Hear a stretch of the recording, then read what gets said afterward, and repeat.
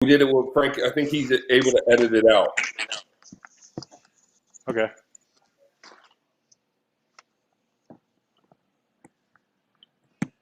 What's up, Dingster? Hey, what's up, Woods? Am I good? Too high? Yeah, dude. I don't know. How much did you smoke this morning? Just a little bit. I'm not too high. Perfect. I like that ping pong table. Oh yeah. It's only You giving? It's like 3 feet by 4 feet, so it's a little bit limited. So we got to. Hey, Kevin, just introduce yourself whenever and take it away. Is it get used or is it a giant coaster? Right now, it's for. Start the stream, guys. It's for homeschooling purposes. Oh yeah. It's a nice little desk storage area. Yeah. Hey, Carrie, this is Kevin, the director over at Marquee. How are you? Good, Kev. How are you? Good. Shot looks great. If you see, you'll be in boxes here some of the times with Ryan. Okay. I'll take you full. Just stare into the camera, which I think is a little too. Yep, you got it right there. Yeah. Perfect. And then do you have like wireless headphones by chance that you wouldn't mind putting on? I don't. Yeah. Let me go find some. Give me like 2 minutes. Thanks.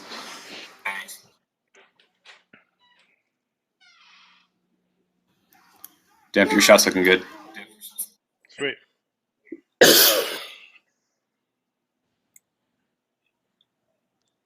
Move it just a touch. Get that record just a little bit more in there.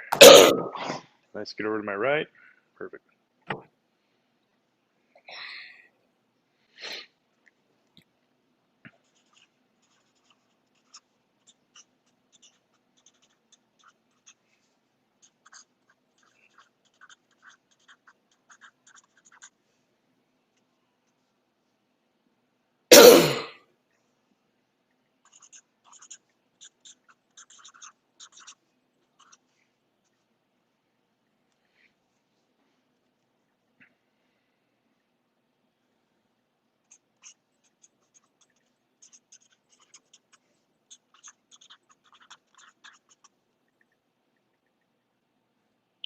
Everyone's on a 30 millisecond delay.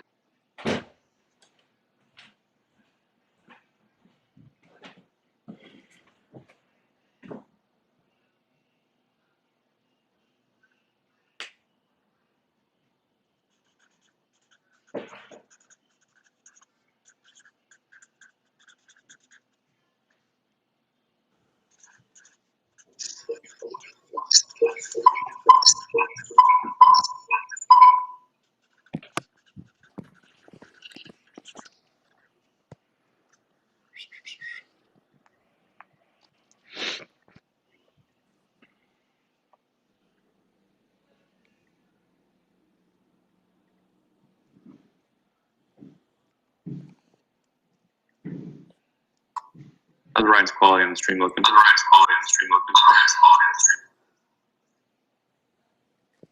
It's kind of pixelated, it looks like to me. Yeah, me too. Do you want me to log in, log out? Yeah, I was gonna say log out, log back in real quick. Yeah, you can try that. Yep. I think sometimes when you change to get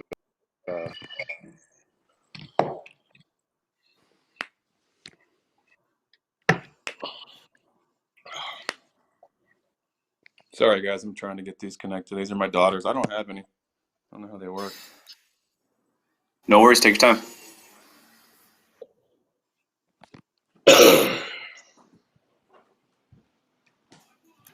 Much better done, thank you. Yep. Katie, come here. I need you.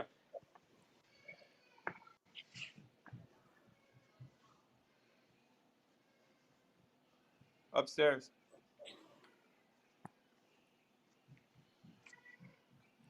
Fill it like 3/4 with Tito's and then splash some soda on it. Thanks, Katie. Don't splash any soda on it. Just splash some more Tito's on it.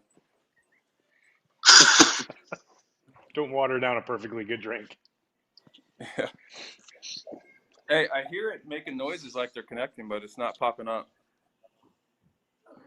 What, your headphones? Yeah. I got my director of my technical director coming up. Okay, where's the case?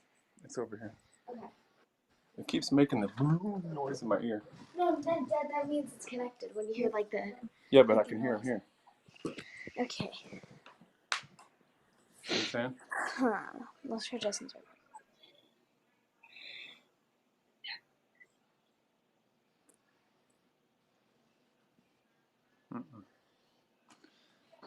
Okay. So. It's really weird though. Okay. I'm gonna try top one. Are you on TV right Not yet. They're waiting for me to get set up. now? Okay. I think you have to put them in the case to connect them. So let's just like try that. Say hi, mister. Hi. Hi, Katie. How are you? Good. How are you? Good, Okay, thanks. She's trying to get me set up here. So where's your settings? Yeah. Oh, Okay, there we go. connect. We want that. Okay. Take it out of the case. Okay.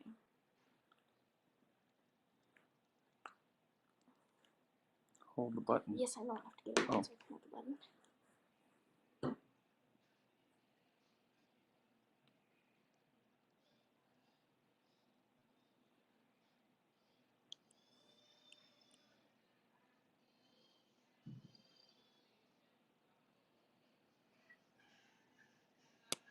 There we go. They're still like not now. Okay. See, now you can like put them in.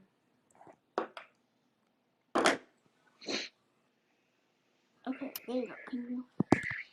Okay. Okay, can you hear it in there now? Test. Can you hear me here? Okay, that's like really. Okay, connect. Carrie, you got me here? This is Kevin. Announce messages done. Okay. Now can you hear? See, it says like the little. Yeah, I think I got you. Okay. All right, awesome. Got me? Perfect. Yeah, it sounds a lot louder. Let me set this stuff down. If you just position where you were before, that was great.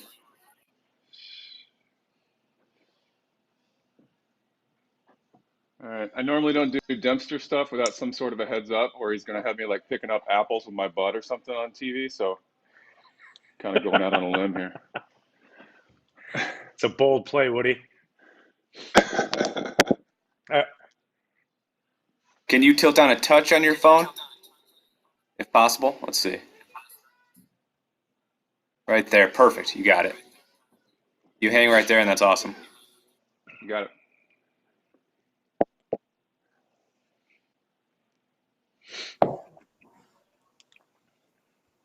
All right, give me a minute or two to.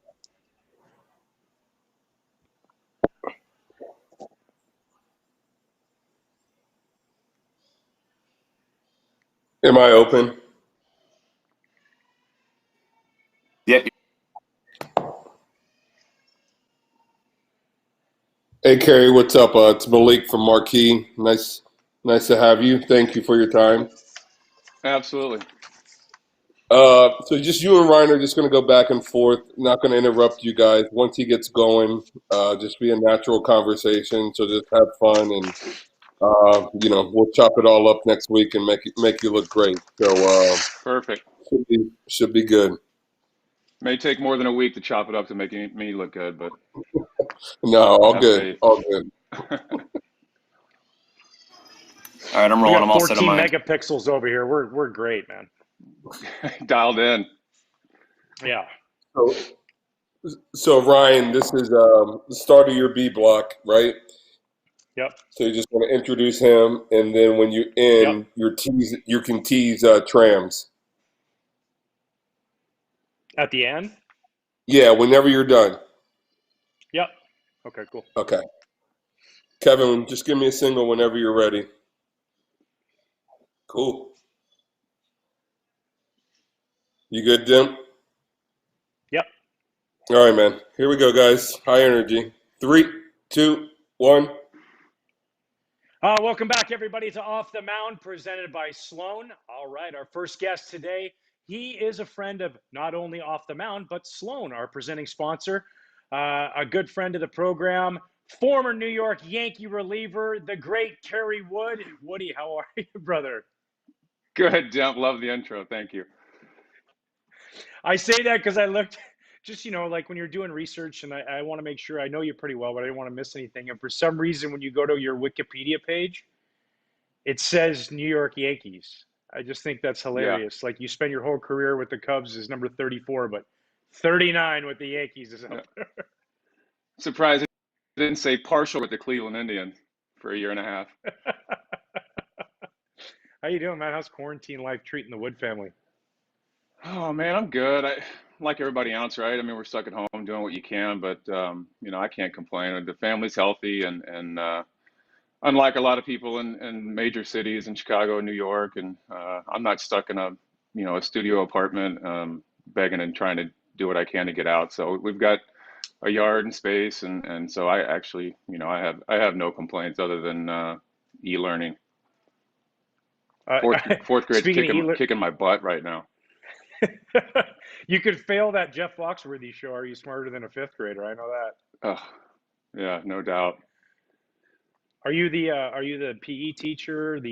What's your specialty at home as you and Sarah share duties here? Yeah, so I got handwriting, a little bit of science, Nice. and definitely in charge of the PE or the KW here at my house, and we kind of got away from that really in the last couple of weeks. Early on, we came out hot and heavy, and I had the kids running the stairs and timing them indoors and seeing how fast they could get to the third floor and back down, and then we had a major wipeout, so that exercise was done. And yeah, just got them outside on try to get them outside on sunny days and ride around, do some bikes and jog around and try to stay active and burn off some of that pent up energy. Obviously, there's no real baseball going on right now. Are you guys watching any of the old games that are airing on the network or anything like that? Not really. Seen a couple of Korean baseball highlights. I got through the first 20 minutes of the highlights and I saw my 64th bat flip, so I flipped it off of that channel. I couldn't handle that anymore. So no, we're not following a whole lot of baseball. Just trying to stay home and stay sane. A lot of board games, a lot of pub reading. Too many text chains. The norm. Yes, absolutely. I did realize something though. I did realize from watching some of these old games that it's kind of neat to know that in the 80s that I don't know if they use spray paint or a can of paint to get the pants on the players, but it's pretty impressive how they got those on. Or if they It stood up is. on top of the training table and two guys held them open and somebody jumped in them. But it's amazing. Shook Those them, things are shook them skin tight. down. Yeah.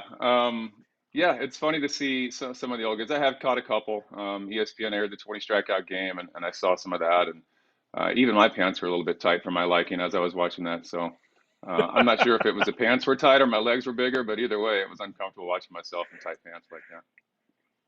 Yeah, seeing you now and then seeing you as a young kid, we were both a little bit bigger in multiple places, I would say. A little bit more in the face and a little bit more around the waistline when we were younger. Man, I don't know. I'd say that starters need a little extra fat to pitch deeper into the games, but and then I feel like mine was still some baby fat. I was only 20, so I rode that till I was about 26, and then I couldn't say it was baby fat anymore. I was thinking about this and the 20K game. We've talked about it before multiple times. It was, such a cool, special moment at Wrigley. And, as we continue to air old games and we have anniversaries of that date, do you appreciate it every time? The more and more time goes along and it passes and the years go on, appreciate that moment just a little bit more. I do. I really do. And for years, I mean, I think I've only, this past, last month when they aired it, or earlier this month when they aired it, it was probably only the second time I've actually watched the game in full. And the first time I watched it was on the 20-year anniversary 2 years ago. So I've only seen the full game twice, and it does. It puts perspective a little bit more as each year goes on, and the record still stands. But I really look back at how young and kind of carefree I was, and that kind of a game. And I really did focus. I really was focusing more on not walking anybody. That was a lot of stuff that I had been hearing in the minor leagues. A lot of the complaints and a lot of the things that I needed to work on was the control. So during the game, I know that that's what I was focusing on. I knew I had a bunch of strikeouts. I didn't know how many, but when I look back on that, I look back at how carefree I was and just really, singular focus was just trying to hit the glove. I mean, that feeling in that game is something I chased for the next 14, 15 years of my career, trying to get back into that zone. I watched that when it was aired again, and I looked at, there's so many great pitches. I mean, your command of the down and away fastball to righties was as good as I've ever seen you throw it.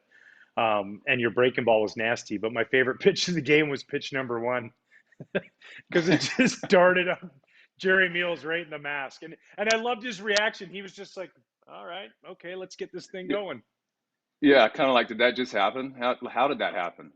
Yeah, it's always, it makes me chuckle when I see it now. Obviously when it happened, I didn't throw any strikes warming up in the pen. So then I was like, first pitch of the game, let me just air this out and see what happens. And then I sail one over Sandy's head and smokes the umpire right in the face. And then, for me at the time, I didn't think it was funny. I was like, oh, here we go. I'm still not throwing strikes yet. Was kind of where I was, and now I'm like, oh, he's pissed at me. I'm not going to get any calls the rest of the day. I hit him in the face on the first pitch. So, but looking back on it now, yeah, I chuckle every time. I think probably part of him blamed Craig Biggio because he's like, you stuck the bat right in the middle of the path of the ball, and after that, he was just like, I'm going to ring all you guys up. Yeah, no, he did. And if you see it in slow motion, you can see the barrel is like literally right in front of Sandy's mask. Sandy just didn't have a view on it. And by the time his bat was out of the way, the ball was by him. So yeah, I blame that one on Biggio.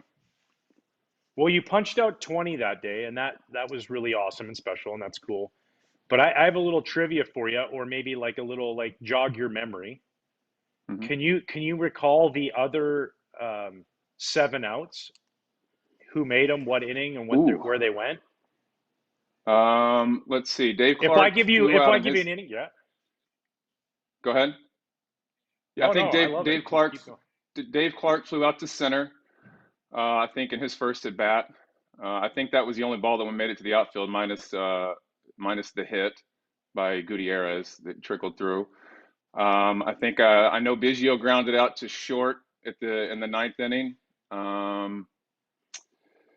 I feel like there was a ground ball. to Morandini at second at some point. Couldn't tell you why. In the 6th. Yeah, and then there's a pop-up foul to Gracie. I don't know who it was. Yep. It was after I hit Biggio. I think Biggio was on. Somebody was on first. I was in the stretch, and that was in the 6th inning as well. Your 6th inning was the only inning you didn't have at least 2 punch-outs, because that was another one too there in the at that point I thought it was over. There's no chance he's going to punch out 20 now. But you hit Biggio, I took that inning Derek off. Bell popped. So did Derek Bell. He went into Operation Shutdown mode. That's why he popped up to first base. Yeah. So 4 of them maybe I can remember. Okay. The other one was Shane Reynolds. Shane Reynolds sack bunt after the Gutierrez. Yep. Biggio twice 6-3. He did it in the 3rd inning and in the 9th inning. And then the other one was Derek Bell hit a soft little liner to right field, just an easy little soft line drive. Okay. That's pretty impressive that you can remember 4 of those. 'Cause I remember none. I just remember all my punch outs. Yeah, well, I should have thought of Shane Reynolds because that's the one strikeout I look back on. I think he was 2 strikes on him when he got the bunt down. So I look back at that at bat saying, if I had just thrown something else, maybe I get him to chase that and end up at 21. I always think back on the Shane Reynolds bunt with 2 strikes as potentially being number 21. So I should have got that one. Did you feel bad for the Astros? Is that why you mixed that balk in? You were just like, you know what? Yeah, I'm gonna let you get all the way to third base. It's really, it doesn't look good enough. It looks bad enough when you get no walks and you strike out that many times and you get nobody past second base. So I thought I would let him get over there. No, it was Blauser's fault. He was juking back there like he wanted me to pick somebody off, and I got a little twitchy. I was a little amped up that day, Tim. I could tell by the 98-mile-an-hour heaters you were throwing. Dude, you know what was crazy too? And I was like going through that whole log is, you punch out the side in the 1st inning. Shane Reynolds punches out the side in the 1st inning. And then you punched out 2 more to start the 2nd. So it was like everybody was striking out. I was like, whoa, we're not going to see anybody put anything in play here. It was what a special moment for you at Wrigley Field on that day. And I know how proud of you I am as your friend and teammate. That was pretty cool. Not your teammate at the time, but later on down the road. Really cool stuff, man. No, and I think Shane should get some credit for honestly for keeping me locked in. It was a 1-0 game until the eighth inning, so he was dialed in. He was having a great day. Like you said, he struck out. He was striking. I think he had 10 strikeouts on the day as well. So that's nothing to shake a stick at. So he was locked in and was throwing the ball really well, and really didn't give me any opportunity or any leeway to make mistakes. And ultimately, with that kind of a lineup, I'm thinking, don't walk anybody. Somebody gets on base, they power, I end up losing this game. So, credit to him for doing what he did, and it kind of kept me locked in. Are you watching? Are you watching The Last Dance at all? I am. Yeah, it's amazing.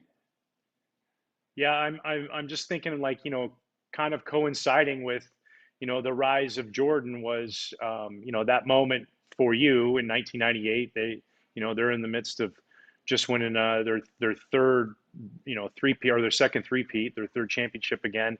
Did you guys have after that moment? Because I know how it is when you have iconic moments and you're, a star in a city, and then all of a sudden you have those relationships or interactions. Did you have any interactions with Jordan, early on in your career there in Chicago? After that game, he reached out and invited me to one of the playoff games there that year in '98. For whatever reason, I think I was just exhausted from all the media and all the stuff I've been doing on it that night. And then a few days later, I think when the series came back, I think they were playing the Pacers. I'm not sure on that. I'll have to check the dates, but I did end up going back to one of the playoff games, so I was able to see Michael play in that season. But I always kick myself and regret not taking him up on that offer. I mean, there was a lot of offers that day that I just was trying to shut the world out and at least have some time by myself to kind of take it all in. Because as soon as it was over, it was chaos for the next 4 hours with media and requests and all kinds of stuff. So I really just wanted to get back to the apartment and kind of soak it all up and take a breath. So Leno called, Letterman called. I turned all those guys down, and then I was just in shutdown mode. But obviously MJ calling and getting the invitation to go to one of the playoff games is a big regret of mine. Wow. Yeah, that's that. I mean, that's I didn't even actually know that story. That's incredible. That's yeah. Yeah. That's when you know you're going good right there. You're like, you know what, MG, I'm kind of busy. I got another 20 to punch out next week. So Yeah. if you could just Apparently, I hold thought on. I had it going a lot better than I did. Oh, that's cool stuff. The Last Dance stuff's awesome, huh? Like I forget how many things when I'm watching it. I forget how many shots. I'm like, oh, I remember that shot. I remember that game. I remember that play. I didn't realize how much that era and that time in my life just encompassed Michael Jordan and how great he was. No, they've done a phenomenal job, and I love the insight you get from the players, and just listening to Michael talk and give some insight kind of off the cuff is great TV. I mean, I love the fact that they let Dennis Rodman go to Vegas for 48 hours, and they had to go get a week later. They had to go get him. So I mean, those are those stories that kind of jog the memory. But when you get the details of Phil and MJ talking about it and Rodman talking about it, I think it just makes for great TV. Yeah, it is really cool to hear too when you listen to them talk just about how if you were about winning and that's all that mattered to you, that they just let you be you. It was they had a tremendous kind of circle of trust there of going out and balling on the basketball court, and then after that, hey, you be you. If you want to dye your hair pink, go ahead. We got your back because we know that when it's game time, that's what it's all about. Well, I think you said it right. I mean, that is what it's about, right? Winning and doing it together as a team, and we don't all have the same personalities. We don't all approach life the same way. But when you step on the field or you step on the court, if you're all pulling in the same direction, you have the same goal, and that's kind of what it's all about. And I think honestly, the 2016 Cubs kind of had that with Madden, right? Like he comes in, there's a bunch of young players, and he just let them be themselves. Go be you. But when the umpires step out on the field and it's go time, it's go time. So we're all going to focus back on what we have to focus on. So I really attribute some of that to the success of the 2016 Cubs as well. Wasn't that awesome? I remember just sitting there giving you a big hug after that all happened and like how incredible of a moment. Because for us as former players, that's all we wanted to do when we were in Chicago, bring a World Series to the city. We never got to do it, but the way they treated us and the way it all happened, it kind of felt a little bit inside like we were a part of it as well. Yeah, I mean, just the relief of it, right? Because like you said, when you wear the Cubs uniform, you go through that, and you have postseason runs where you get into the postseason, that becomes a reality.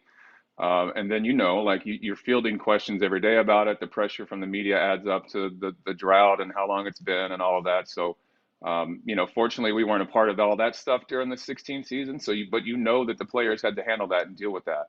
And then when it happens, you just think of all the other players, like the Ernie Bankses, the Ron Santos, the Billy Williams, all the players that came before us, Fergie Jenkins, and that everybody that wore this uniform kind of felt that at some point. When you get together and you get a good season going, you start thinking about that. Like, I can be in a team that's going to this streak. We got an opportunity to do it.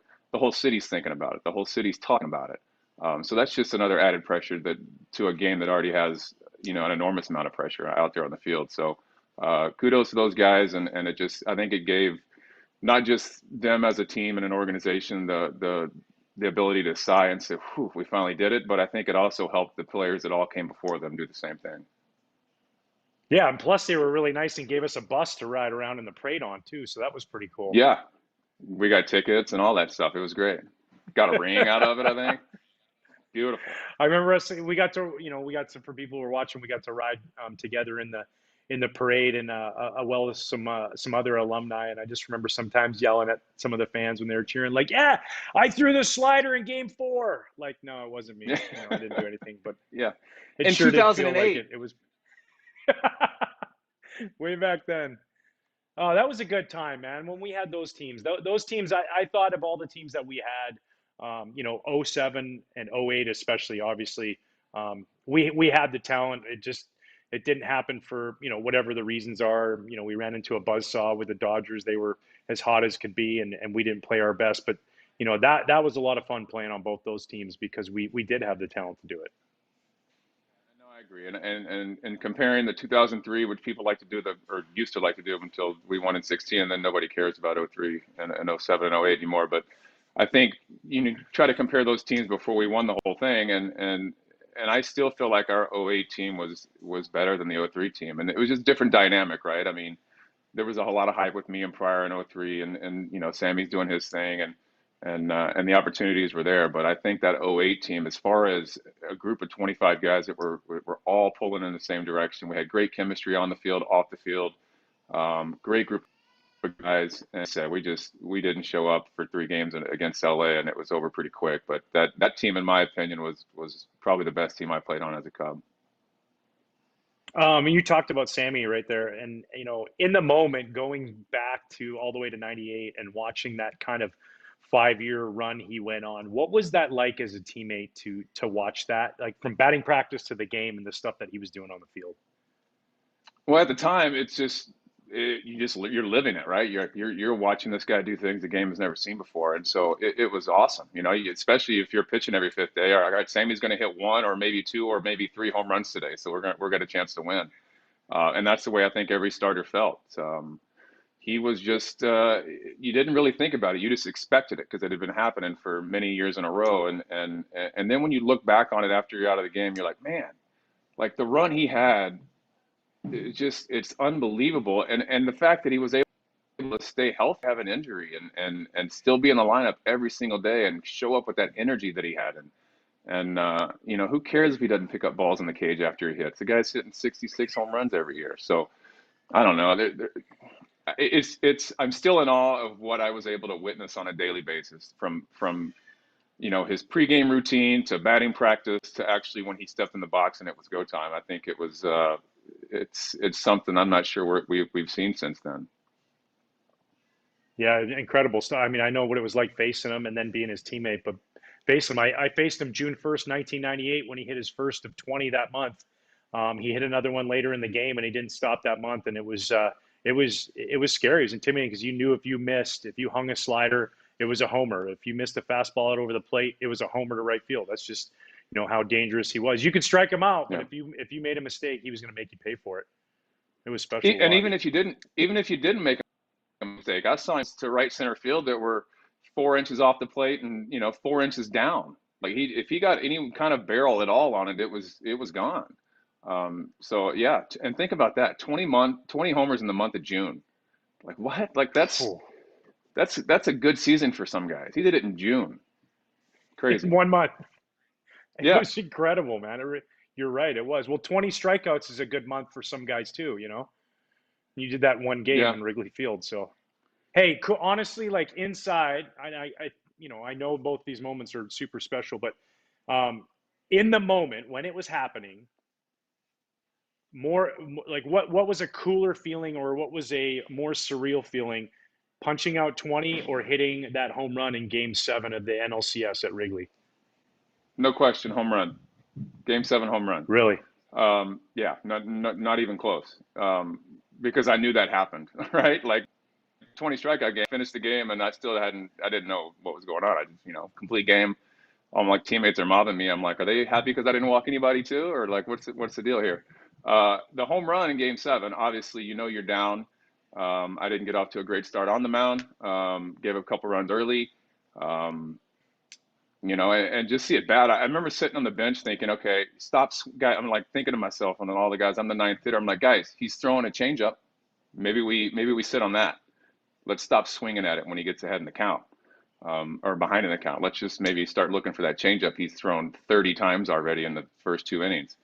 So I just got up there. I got behind 0-2 in the at bat, and then I was like, all right, I'm setting changeup. I set changeup for the next 3 pitches. He threw 3 changeups that were balls. I think he mixed in a fastball that I fouled off. He was throwing 87, 88. I didn't think he was throwing hard enough to get fastballs by me. So I set changeup with 2 strikes until I got to 3-2. And then when I got to 3-2, I'm like, all right, he's not going to walk the pitcher in a playoff game with a guy on base and the leadoff hitter coming up. So I'm getting a fastball. And I guessed right and just hit it. And when I hit first base and turned and was running towards second, when I saw the bleachers just erupting in beer and everything, every liquid they could find, they were throwing in the air. It was, I ran so slow around the bases because I thought my legs were going to give out. They were like jello. It was like running on a pool of jello. I couldn't feel my lower half. Um, so there's not another feeling like that. We've all been, yeah, it was Game 7. It wasn't bottom of the ninth, but we were all our kids in our backyards when we were little and saying Game Yeah. 7, da da da da da, and you hit a home run. And here I am as a pitcher tying it up in the biggest game of my life. And at that point, the biggest game of Chicago's in the last 100 years. So just a surreal feeling as you're rounding the bases, and pitchers have no, as they say, we have no business hitting home runs, but I felt pretty good about that one. Yeah, it was. I remember watching it too. The stands it looked like they were bouncing. The bleachers were going nuts. Beer cans were going everywhere. Plastic cups were getting chucked. I was like, is Eric Cooper behind home plate? What's going on here? This was nuts, man. But it was really, really awesome to see that moment for you. You've been lucky enough to have some pretty cool moments, and I'm happy for you because you're, obviously such a great teammate and somebody who really respects the game. I always say great moments come to people who respect the game, and I always feel like that you had a ton of respect for it. So good for you in both of those moments. That's pretty cool stuff right there. Well, I appreciate it. Yeah, dude, absolutely. One thing that I always loved, me and Teddy would always joke about this, that you had 99 career hit by the pitches. So you hit 99 hitters.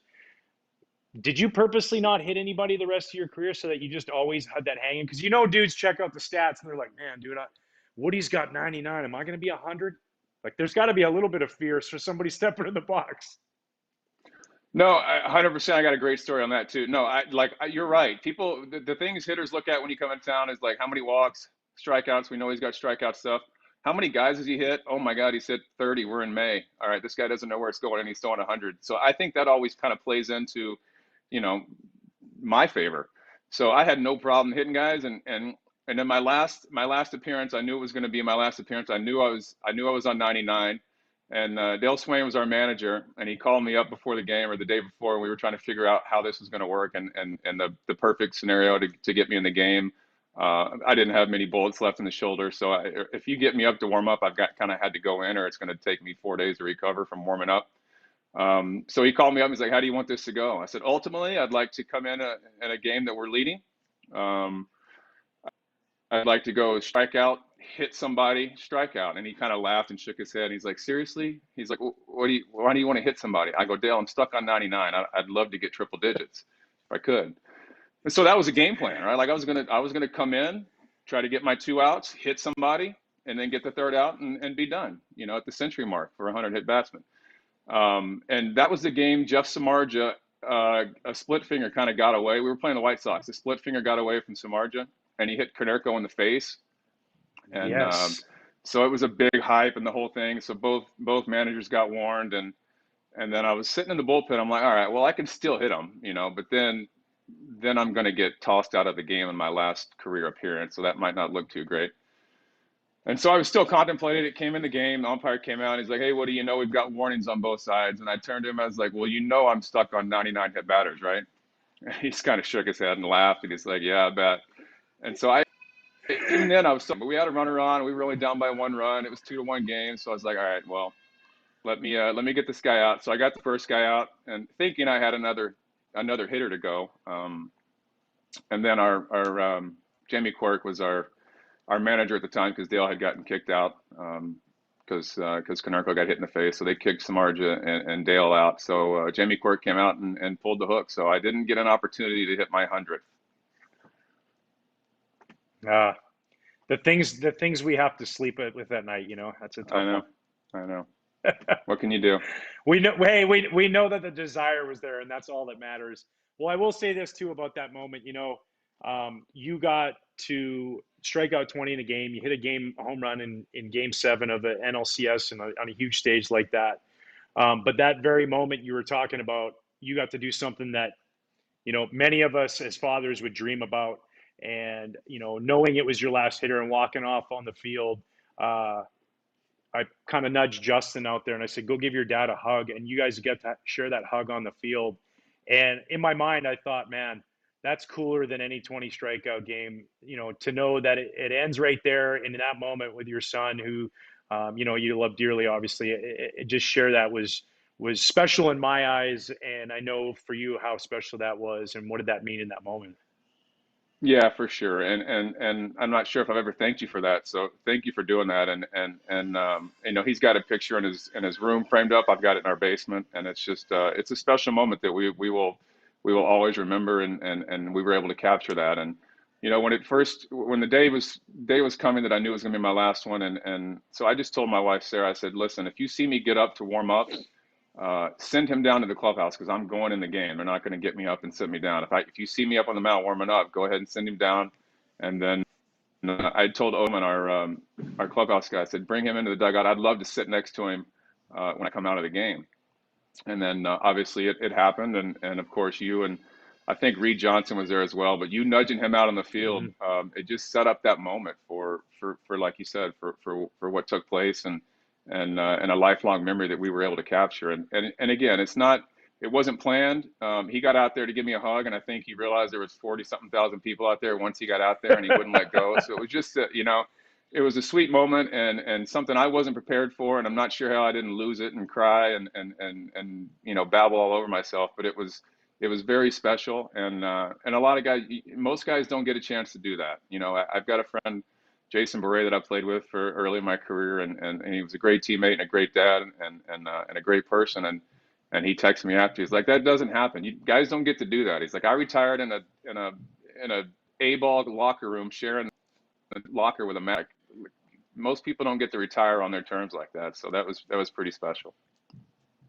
Oh man, it was incredible. I still get chills thinking about that moment. It was, as a father, I totally agree with him. To share that moment with him was so special. Before we let you go, I joked earlier about, introducing you as, former reliever for the Yankees. You pitched there, you did great there. You pitched in Cleveland, but your career as a Chicago Cub, you did it all, from great games, great moments, playing on great teams. More importantly, a great human being in the community, and what you and your wife do with the foundation. What has Chicago meant to you, to your family, and kind of just, if you could sum it up a little bit, how incredible it was being a Chicago Cub.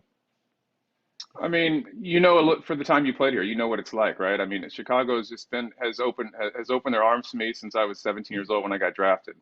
When you come up and you're a highly touted draft pick and all the hype, and then you get here and you see what this city is all about, and at the time coming to an organization that hadn't even made the playoffs since like 1975, I think, or 76, and you see the passion of these fans and the passion of this city towards this team. It's eye-opening, and I think speaks to the resilience of the people that live here and what Chicagoans are like. And so I just embraced it, and they embraced me. And you know, I've been fortunate to raise my kids here, and it gave me the platform to, during the end of my career and post career, to be able to give back and start our foundation and do our work within the community. So, you know, hopefully by the end of this whole thing, I'm known more for the work we've done in the community than baseball, and it seems to be going that direction. But it really comes down to just being given the opportunity by a great organization, to come here and do what I love to do, and then obviously the city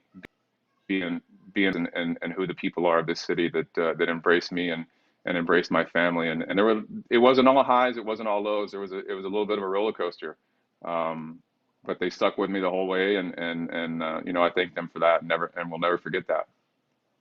Yeah, they definitely won't forget you either, and never, you know, goes a day without somebody thinking about, you know, something great Kerry Wood's done, whether it's on the field or off the field. And we appreciate you coming by. I appreciate you always dropping by off the mound, being a guest. I love you like a brother, and can't thank you enough for stopping in for a little bit and talking some ball with us. Absolutely, man. Love seeing you. Love what you're doing. Keep it up. You got it, Woody. Well, there you have it, folks. Chicago Cubs legend Kerry Wood joining the program. We're going to be right back with Alan Trammell. That's right. Former manager of Kerry and Ice for a short little stint. I think it was a 4-game stint. That's right. Lou got thrown out for kicking some dirt. I don't know. We'll talk about it with Alan as we come back with more Off the Mound presented by Sloan right after this.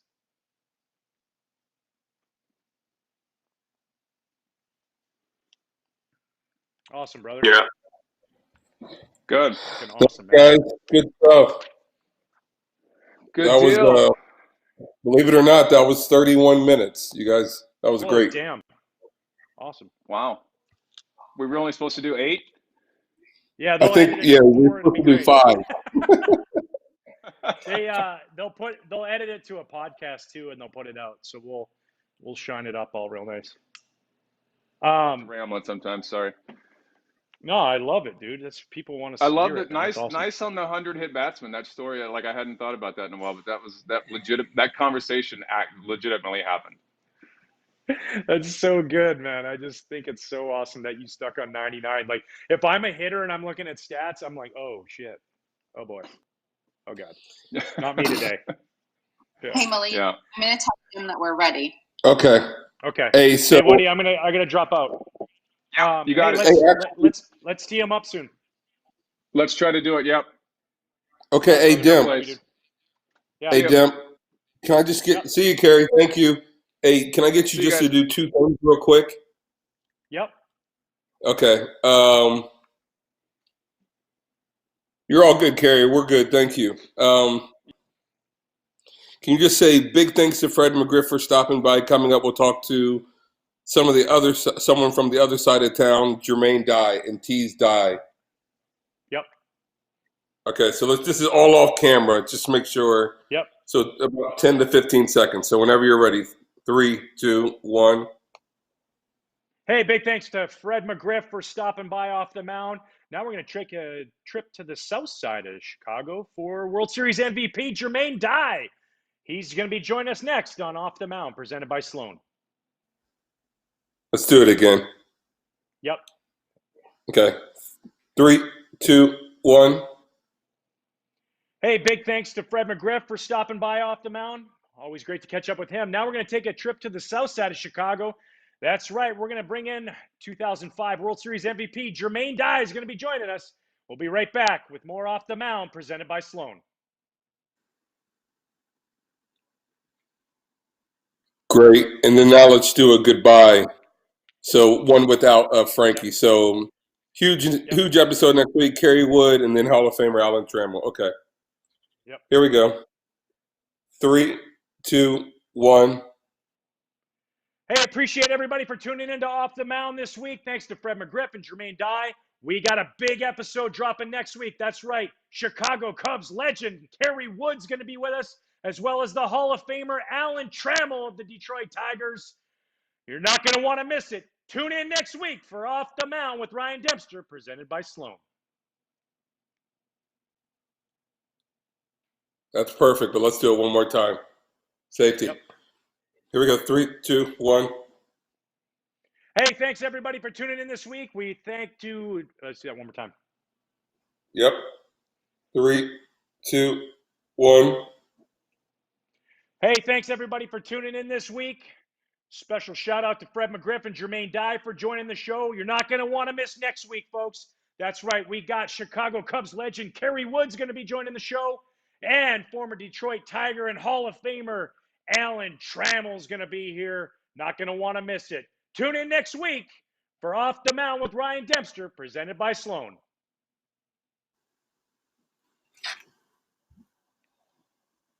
All right, perfect, Tim. I'll be in touch with you a little later, but we just need the graphic and then the Sloan thing. But I'll touch base with you after Cubs 360 today. You got it, bro. All right, good job. Thank you, man. Thanks, man. That was great. Okay, dude. See ya. Hey guys, sorry about that. Still waiting for Mr. Hayward. So they were running a little bit late, so we just let that go on a little longer. Bro, and I'm not hearing Cole, and Bruce is frozen, Kevin.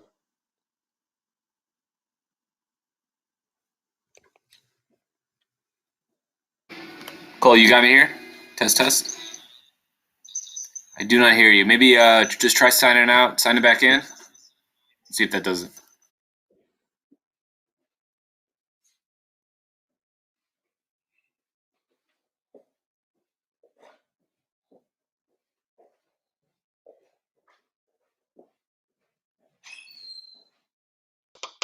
Hello? Gotcha, thanks. You guys got me? Yep. Okay, it sounds way better too. Demp and Carrie were muffled for whatever reason.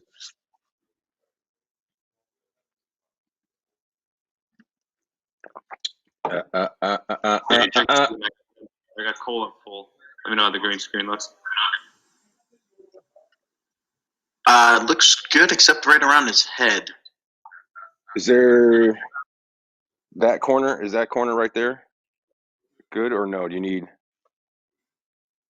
Looks good except right around his head. Everything good? Yeah, you're right though, Cole. Yeah, top left. I'm seeing a little bit of your wall. Just pull in maybe. Other way. Yeah, you're right. Oh yeah, top left. Boom. Right there. There we go. Yep. You got it. Got it. All right, talk to me about his.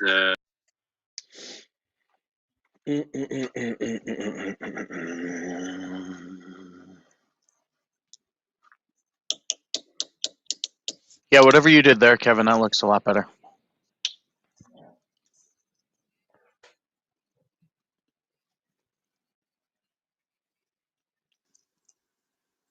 We got Bruce back. All right, hey Cole. So when we get Jason in, do you have your copy for your B block? No, I don't. I can pull it up. Yeah. Yeah, let's Whenever you pull it can, up. Bruce, we're just going to readjust. Yeah. Not. Let me- Why you want? Is there a bump that you want to pop out the end? Yeah. Yep. It's You his. got it. It's I'm trying to think what it is you're reacting to. So Hold show on, me I got the catcher's chest protector and mask if you can there, Bruce, like we do. Yep. I think Hayward hit a walk-off against the Phillies in 2018. That's what you're reacting to. Coming. Okay. And then we want to do the BTs then at the back end of it. Yes. Okay. You got it. Still off there, Bruce.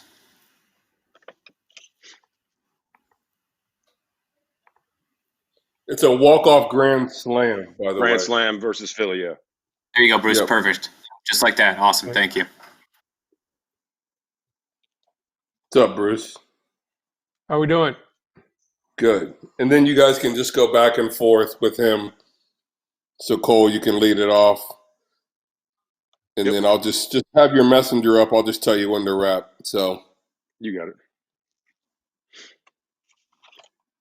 guessing you Sound guys check got a- okay? At least get 3 questions Sounded good, each, Ristic. depending on how long he is.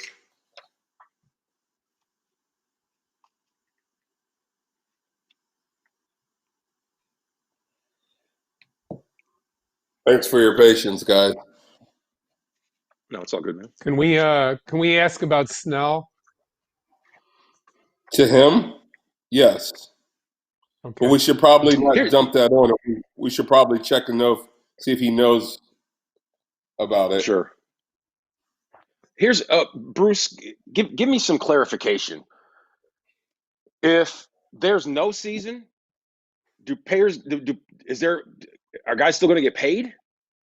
They've already been paid They've already been for paid April for and May. this season. For April and May. Okay, but if there's no rest of the season, if they reach a certain point where it's drop dead, okay, no one's playing, then they don't get any money, correct? Where would it come from? So these dudes are like, I got to have all my money to play this year, or if I don't play at all, I don't get any money. So I don't understand that rationale. Like, Well, Snell's totally. I mean, he must.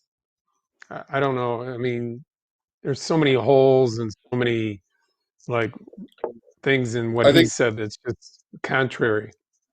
but the rationale, and I'm not trying to stick up for him. It's just that he's saying that his health, if he's Stay playing, and home, dude. that's right. So he's saying I can stay home and be safe, or I can play and possibly and get paid, but and not a lot, and be in an Can't have unhealthy it both ways. environment. Yeah, Can't have it so both that's ways. It's hypocritical. You know, if you're I think saying some of the it's things that's unhealthy, if he's saying it's unhealthy, then he should be saying I'm not playing under any circumstances. If right. he's So again, saying, "Oh, I'm not. you're right. You're right. You're right." That's I where I hear you. think his rationale is. It's great stuff, though. Oh, it's I tell you what, amazing quote. I tell you what though, I feel like a lot of these younger dudes, man, maybe they just fail to realize, or I tell you, I mean, if something goes down where there's no season right now, it'll take forever for baseball to win its way back into the hearts of American fans. Everyone's on a 30-millisecond delay, all that jazz. Are you with me on that, Bruce? Hey, I don't. What's that? It'll take forever. Hey, I don't have that kind of I mean, time. 'cause Cole looks good. I'm waiting for Bruce to talk. I mean, but just think about it. Like I said with Wilbon yesterday, like every time baseball has taken a step back, it's taken them, so much time just to take half a step forward after that. Yeah, because they're missing a huge chunk of fan base. There's about a 10-year gap in their fan base, maybe a And this little is the more. time right now to seize a fan base, because they'd be the only ticket in town. Yeah, you just don't know who you're appealing to these days. Yeah, it looks good, Con. I mean, I was watching bowling last night, Bruce. Bowling. I felt like That's I was a sad, man. child in the winter on Saturdays, like when cartoons would go Man, off. man, I'm going to send you a book.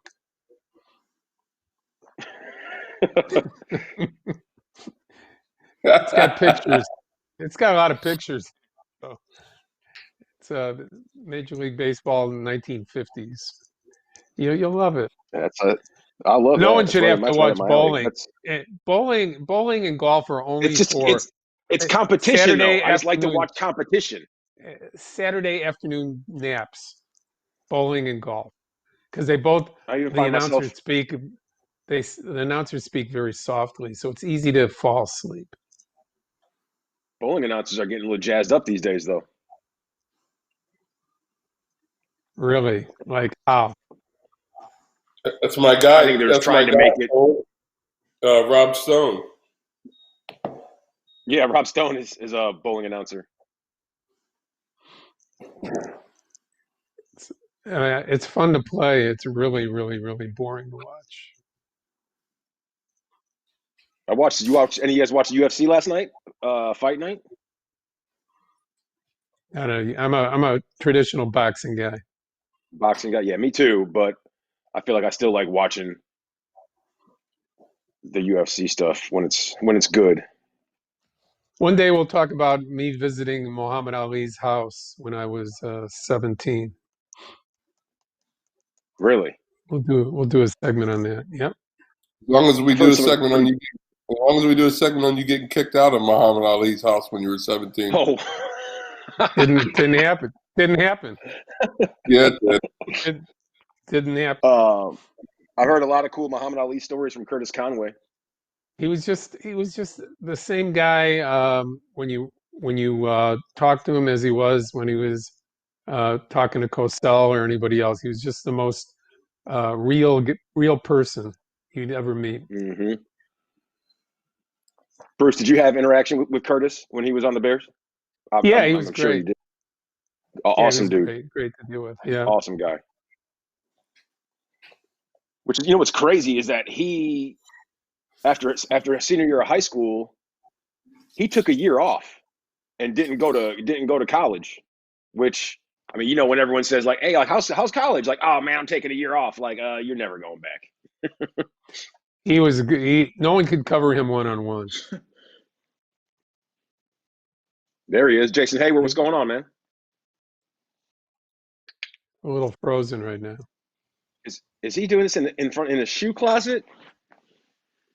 He's gonna make me jealous. I know his kicks are probably off the charts. If he's in his shoe closet, I want to ask him how many pairs of new shoes has he gotten during quarantine.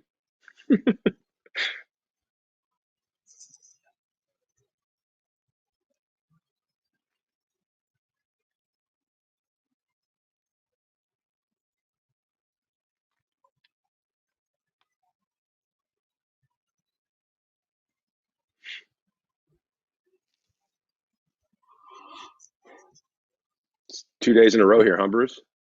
First Wilbon. Yeah, that's well, at least Hayward's a player. I don't mind. I always wait for Jason. That's part of my Absolutely. job. I'm happy to do that. I appreciate trying to work out these technical difficulties over here, guys. Oh, you're all It's all good. right. What's going on, Jay? Hey? Not too much right now. One day at a time. I hear that. I thought for a second there you were doing it in front of a sneaker closet. I thought you had the shelves with all the sneakers on it. I was gonna be like, man. Oh no! I know the sneaker No, game is next level. No, I wouldn't do that to you. I wouldn't do that to you. I'm more humble than that. That's what Travis Kelce had to do it the other day because the housekeeper was there and the right the long guys. Right. No, How many? this is Come on, we're guys, so you can tell us how many you got. I have so many. I have no idea. How many Air I have no Jordans? idea.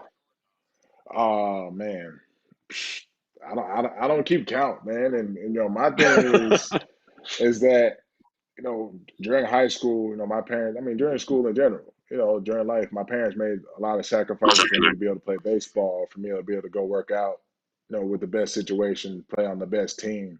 So, I had shoes, but not as many as maybe the next person, but Mm-hmm. that wasn't the priority, and I appreciate that. But now I'm able to be, a part of Nike and this great organization. So it's time to enjoy some J's, some Yeah. Nikes, some Air Maxes, all that stuff. Keep them coming. Keep them coming, huh? Hey, Jason, can you hear me? This is Kevin, the director at Marquee. How are you? Yes, sir. I'm good. How are you, Kevin? Doing great. Are you working on a cell phone right now, by chance? I'm on a cell phone.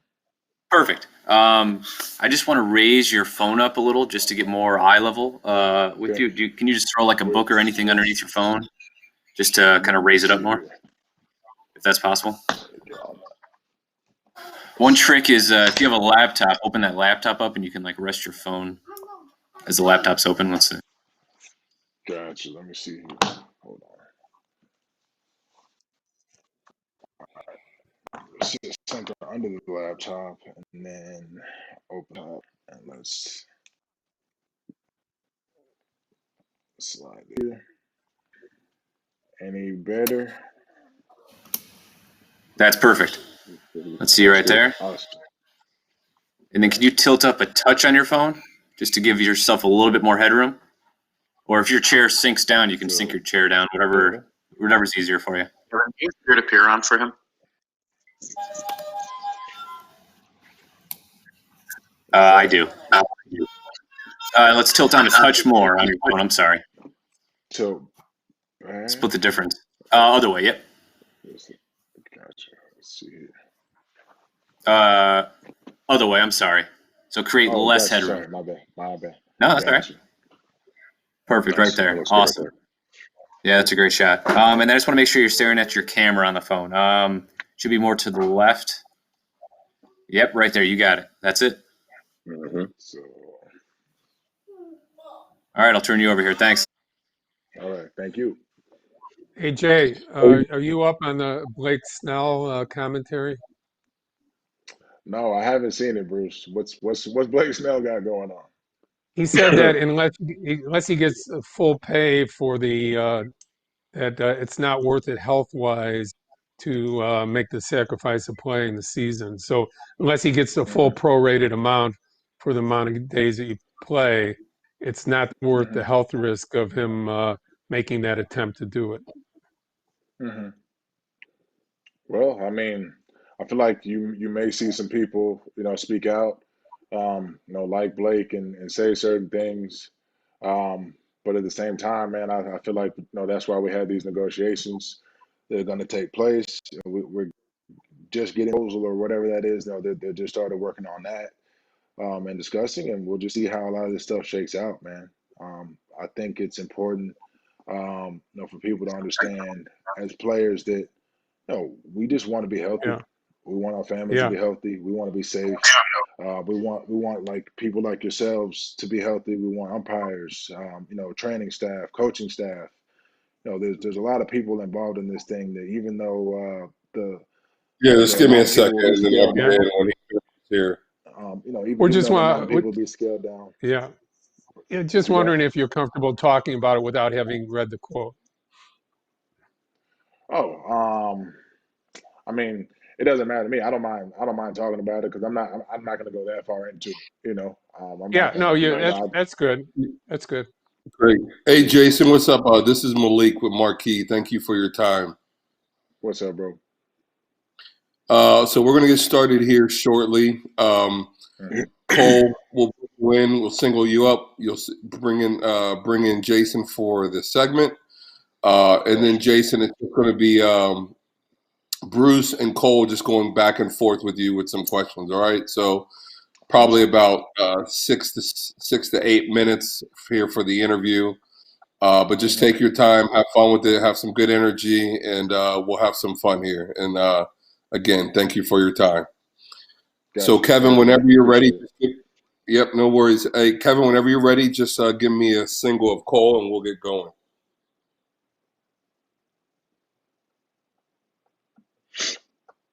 Mhm.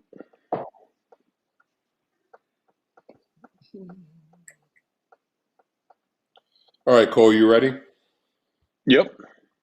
Okay, here we go. Count you in real quick. Good energy here. Three, Yep. 2, 1.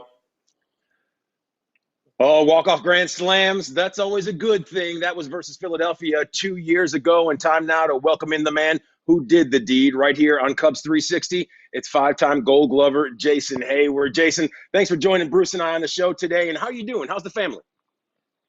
Oh, thanks for having me, fellas. I'm doing pretty well, man, considering this time is different for everyone, but family and I are enjoying this time we have together, making the most of that, and just really appreciative that, we can stay healthy and do what we can to keep it moving, man, keep going forward.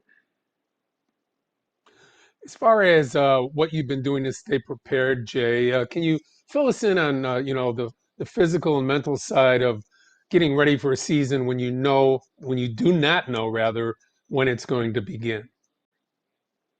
Yeah, Bruce, I think, simplicity has been the biggest thing through all of this is just understanding what you really need, and making the most of that.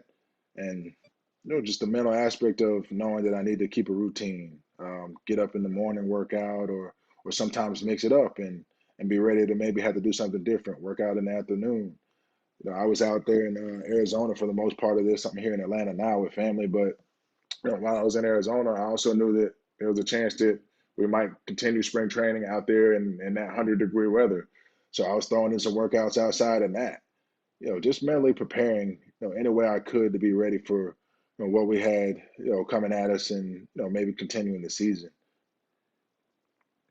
Now, Jason, bouncing back and forth from Arizona to Georgia, how has that been? And in the midst of all that, have you been able to keep in touch with the coaching staff and David Ross? Yeah, we've all stayed in touch. Rossi's checked in with us weekly, made sure that if we had any questions, he would answer them the best way he could and give us as much information he had at the time. But also, all of us just staying in tune. Wanting to be aware of the situation we're in, knowing we can make the most of it by, having some dialogue, talking about baseball, but talking about life, checking in with our families, man. Just really making most of the bonds that we have, that we formed over the years and over the time we spent. And as far as going back and forth between Atlanta, I only had to make one trip, fortunately, thank goodness. And it was a good trip. I got to be here for Mother's Day with my mom, my brother, my dad, and spend that time. And that's something we haven't done at all. I don't think the four of us have been in the same house at the same time, since I've been what, 5? No, shoot, my brother was born when I was 5. So yeah, I think it was a new first for us because baseball has just been that pivotal in our lives, where we've had to be where we had to be, and you make the most of it. Giving your mom your cleats or giving her a jersey or a bat or sending her flowers. Well, Yeah. we got to spend time together in the house on Mother's Day, and that was pretty special. Jason, does baseball have a perception problem when we hear about the talks between the players and the ownership right now, and we hear about the possible greed in the game on both sides? Is this unique to baseball? Do you think there's a marketing situation that could be repairing this type of perception in the future, if you do agree with that premise?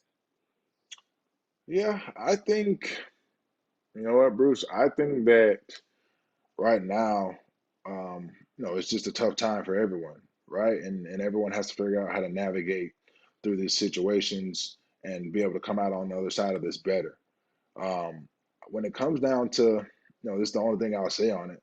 When it comes down to the player perspective on the financial aspect, in April, we all agreed to the terms. We understood that it was going to be a unique situation with the season. We understood that, teams weren't going to be making as much money. We understood that we weren't going to be playing as many games. So we agreed to those terms, relatively quickly in hopes of just being able to move past that and be more focused on what's really important to us, and that's everyone being healthy, everyone being safe, keeping families safe, keeping players safe when traveling, staff, coaches, training staff. I mean, front office people, whoever it is, media people, people that are going to be following the game and hoping to keep people in tune. That's the most important thing for us. So in our minds, I think majority of us we're past that situation when it comes to financials, and we would just want to get on to the more important things, which is getting people back to a normal mindset of seeing baseball on TV, being able to root for their teams, and also do it knowing that the players and people involved are staying safe. Now, Jason, you touch on the fact that this season will be shortened, and reports right now have it as an 82 game schedule. When it comes down to the amount of games, do you think that the amount of intensity will be ratcheted up just a little bit since the season is going to be cut in half? I think you'll see the intensity, at times be higher. I think at times you may see it, just not coast, but just, pace yourself a little bit, knowing that we might, have some double headers mixed in with the schedule, right? We might have some new normals in this shortened time that we have to be prepared for and know when to, kind of go, all in and exert ourselves more and be more reserved. But, honestly, that's just a part of a baseball season. It's not to say that one day you're not going to try as hard or the next day you're going to try more, but we understand there's going to be a lot of adrenaline. We understand there's going to be times where the games are going to seem like they matter that much more because you have less room to make them up. But I think all in all, 82 games, 81 games, anywhere around there is going to keep it, I guess, as normal as possible for us. That's kind of normal for us. We're used to having to make a sprint, down a stretch and getting after it and knowing that people are going to be going home, by a few games, or people are going to be going on to the playoffs. So I think that's a fair amount. Now, if it was like a 40 game thing or a 30 game thing, then I think you would see something like football where it's Super Bowl Sunday every Sunday and you got Yeah. people coming out here, amped up in a more different way. So I think the halfway point is still a bit normal for us.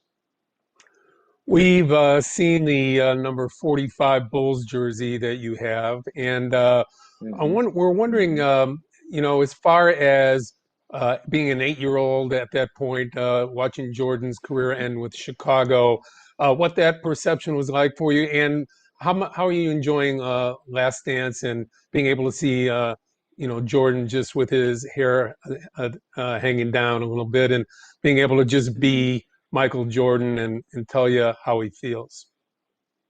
No, ironically, I had this "I'm Back" shirt on right now. Mm-hmm. Jumpman shirt. Um, but I just think that it's been really cool seeing the fact that they documented these things right at that time in the '90s, and they knew at some point they wanted to show the world what that experience was like.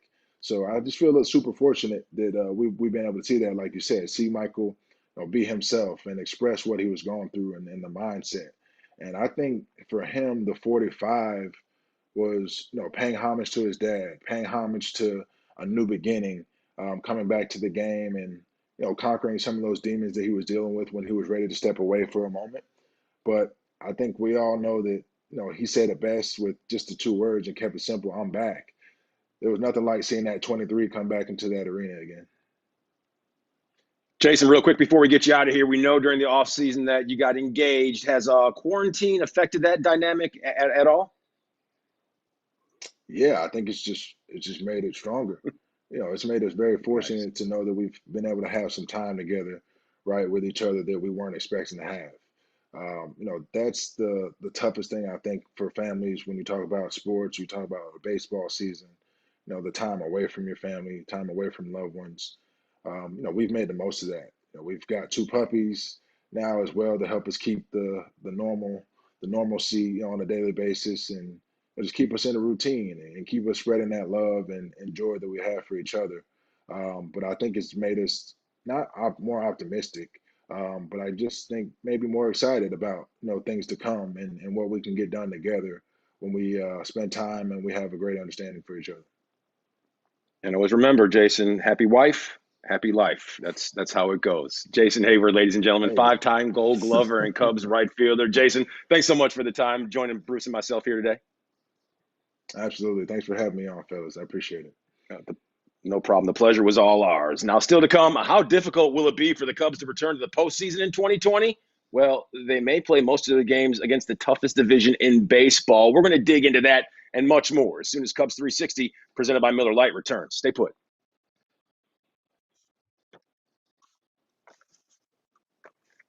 You're open, Hey, thanks, Jason. Appreciate it, man. All right, clear, Hey, guys. Jake, Thank you, be Jason. good. Much appreciated. Good stuff, Thanks a man. lot. All Stay right, thanks, safe. fellas. Stay safe. All right.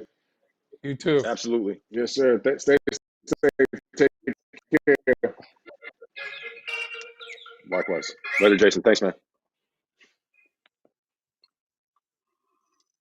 Hey, All right. what's up, See you Mike? guys in Yeah, 15 minutes. I'll see.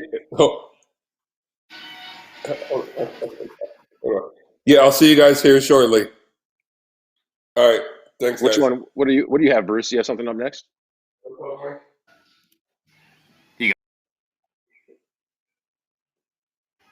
I think he meant 1:30. Oh, I was going to say, I'm like, yeah, we're not back up for another hour and change.